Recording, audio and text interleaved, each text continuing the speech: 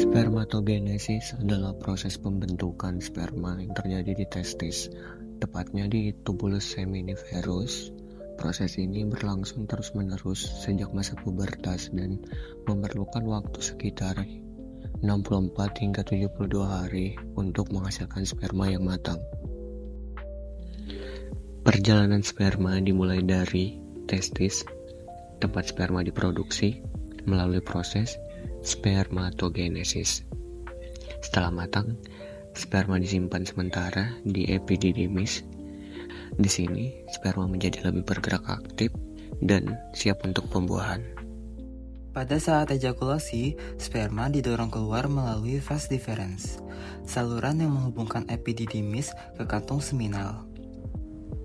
Di sini, sperma bercampur dengan cairan dari kelenjar prostat dan vesikula seminalis untuk membentuk air mani. Ini berfungsi sebagai media nutrisi dan pelindung bagi sperma. Campuran air mani kemudian melewati uretra, saluran yang ada di dalam penis, sebelum akhirnya dikeluarkan melalui ujung penis selama ejakulasi. Pembuahan adalah proses bertemunya sperma dan sel telur yang biasanya terjadi di tuba Fallopi. Ketika pembuahan berhasil, zigot terbentuk dan mulai membelah untuk berkembang menjadi embrio. Pembuahan dimulai dengan pelepasan sel telur matang atau oosit sekunder dari ovarium melalui ovulasi. Sel telur ini telah menyelesaikan meiosis 1 dan masuk ke tuba Fallopi. Jika ada sperma yang berhasil menembus membran sel telur, meiosis 2 selesai, menghasilkan zigot. Zigot ini mengandung setengah materi genetik dari sperma dan sel telur, yang kemudian berkembang menjadi embrio. Bagian yang ada di vagina adalah labia majora, labia minora, lubang vagina, uretra, dan klitoris. Nah, yang pertama, klitoris. Klitoris adalah organ seksual perempuan yang sangat sensitif dan terhadap stimulasi.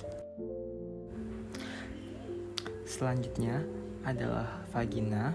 Bagian yang tampak dari luar ini disebut liang atau lubang vagina. Vagina adalah organ hubungan seksual pada perempuan. Selain itu, vagina berfungsi juga untuk jalan lahir bagi bayi yang sudah siap dilahirkan. Dan untuk kesimpulan dari materi yang telah kami jelaskan adalah spermatogenesis adalah proses pembentukan sperma di testis yang dimulai dari sel induk atau yang bisa disebut juga spermatogonium yang membelah melalui mitosis, meiosis, dan akhirnya berdiferenisasi menjadi sperma matang yang haploid.